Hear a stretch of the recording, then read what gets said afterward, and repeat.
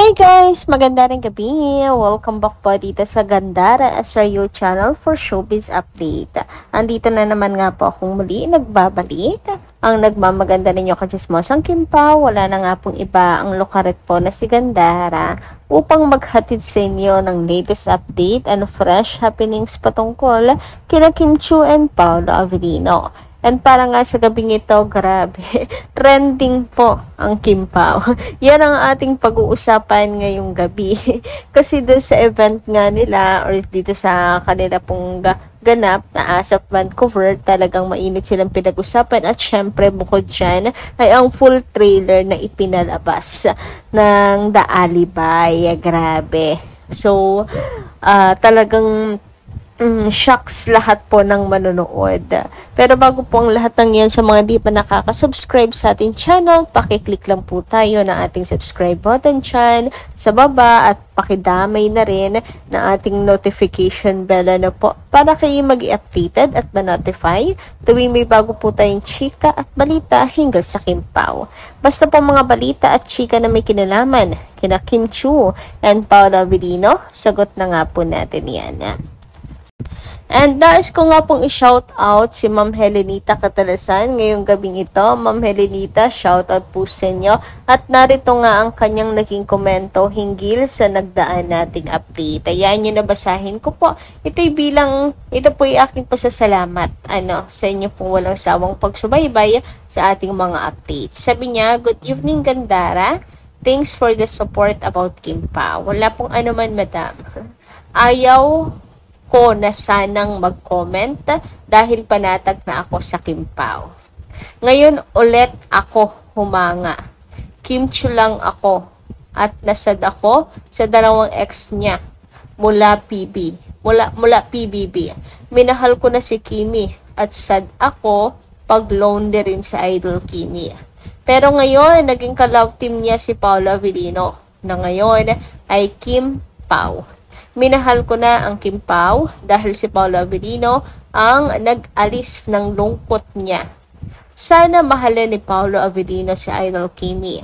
I'm praying always that Kim Pao will always protect by Lord.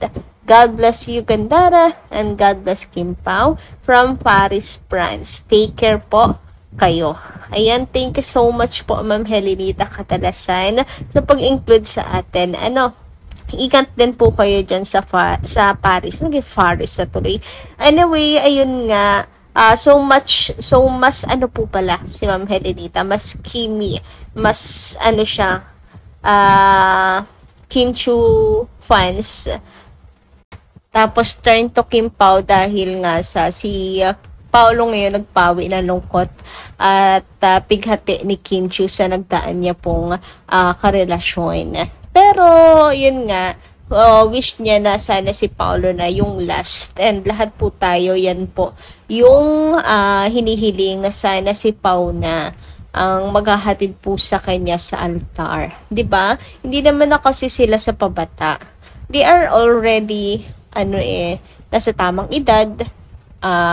Sila naman po ay nasa stable naman na ang buhay. So, pwede la.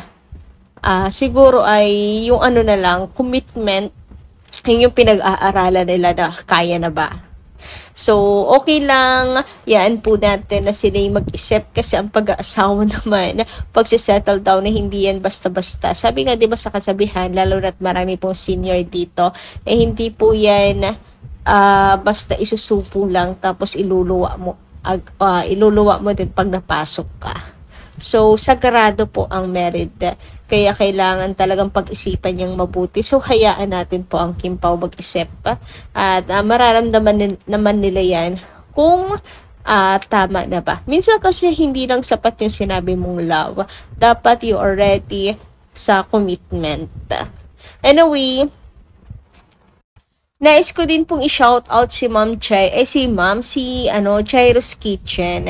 Maganda ng gabi, Chairos. Shoutout sa iyo. So, ayun dito sa kanyang komento, ang saya ni Kuya Paulo sa jogging nila. Himlay tayo sa ayuda ng isang nonchalant. Tawa lang ni Kimi, mapapahalakhak na ang isang Paulo. Manifesting na si Kuya Paulo na. Sa kanya na ang dream girl niya. Ha ha ha. Ang saya lang nila tingnan, dalawa, na kahit sa pagja-jogging ay one heart talaga. Woy. Doing things together makes their relationship more deeper. You beside me, talaga. Ang happiness ng isang Paolo Avellino. Kim Chu, sapat na. Ayan. Yes, laging, maganda ito, banding nila. Yung pag-jogging, yung pag-workout, ayan. Ito yung mga bagay na talagang that makes them stronger together, makes them makes their relationship more deeper, ika nga ni Chairos. So, kaya masarap pagmasdan na para bang pati tayo kasama rin sa journey ng Kim Pao kung paano yung kanilang relasyon nabuo at paano tumakbo ang kanilang relasyon. So, masarap na kasama tayo sa journey. And totoo, grabe, lalo na kapag si Paolo Avellino nagbigay ng ayuda, kasi nonchalant siya, so very super duper himlay malala talaga. May laman talaga pag si Paolo Avellino nagbigay po ng ayuda. Kaya kahit nga wala pang go signal ni Kimi, kapag pumapasimple si Paolo Avellino, iba pa rin talaga yung epekto Sobra pa rin talagang nakakakilig. Iba talaga kapag lalaki. Kasi pinapakita lang nun na mas nagmamahal siya. Masarap kasi sa pakiramdam na mas mahal ka ng lalaki. Kasi tayo namang girls, kami namang mga girls pala, madali lang ma-fall, madali lang namang magmahal, ayan, at kayang tapatan yung pagmamahal kasi na binibigay. Kaya masarap. Yung lalaki hindi. Usually hindi sila ganoon. Kaya masarap sa pakiramdam na mas mahal ka ng lalaki. At sa pinapakita ni Paolo Avellino, kita natin na mas in love siya. Lagi siyang nakatitig kay Kim, yung mata niya, hindi na alis kay Kim. Iba talaga, may laman po yung kanyang mga titig. Very in love. Yung sinasabi ng kanyang mga mata. Huy! Samantala, dumako naman nga tayo dito sa full trailer ng The Alibi. Grabe, ito na nga, in-out na nila yung full trailer ng Kim Pao at yung ng full trailer po ng The Alibi ng Kim Pao rather.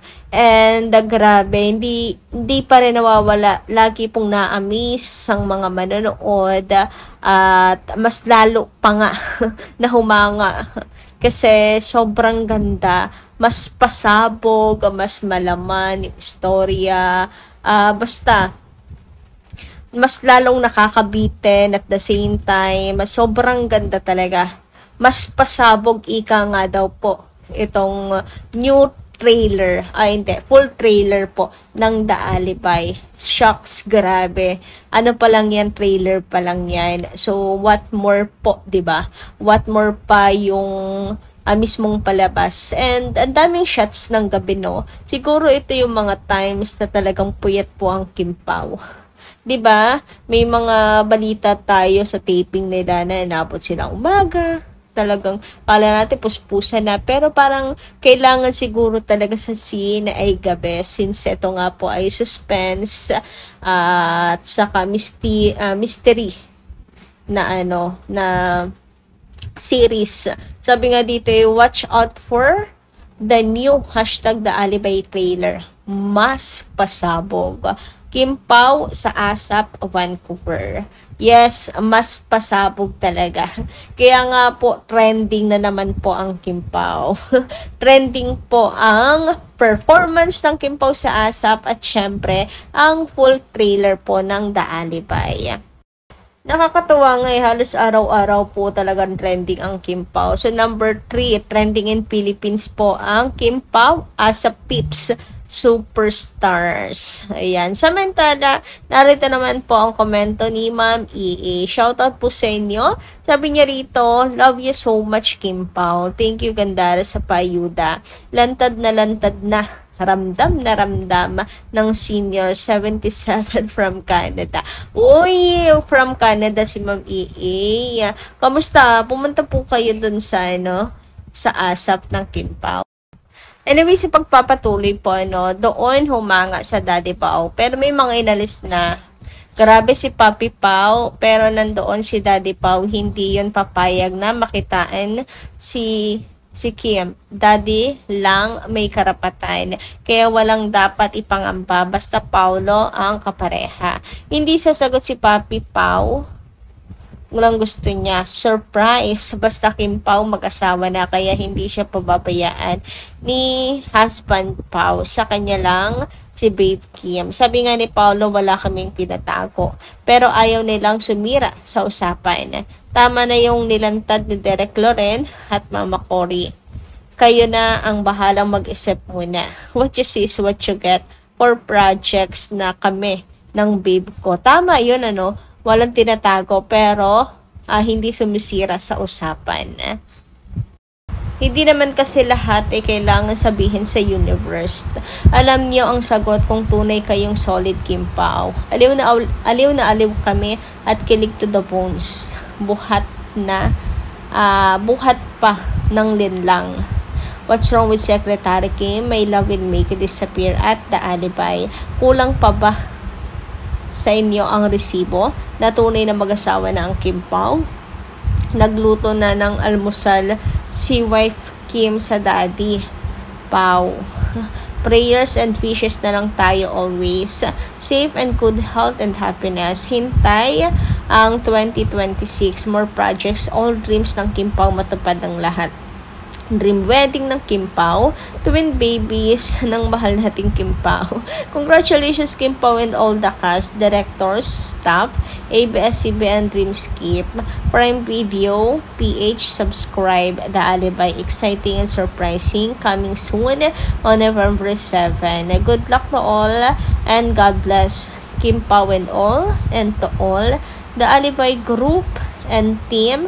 God bless us all. Grabe naman sa papuso si EA. Anyway guys, hanggang dito lang muna ating update. Maraming salamat po sa inyong pakikinig. Kita kasi pumuli sa susunod natin chikas. Maraming po salamat.